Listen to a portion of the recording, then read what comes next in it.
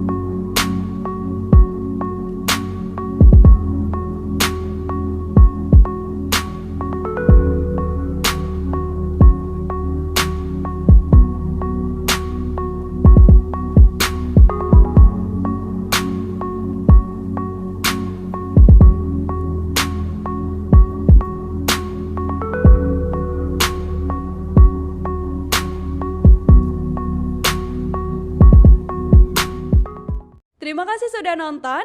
Jangan lupa like, subscribe, dan share ya.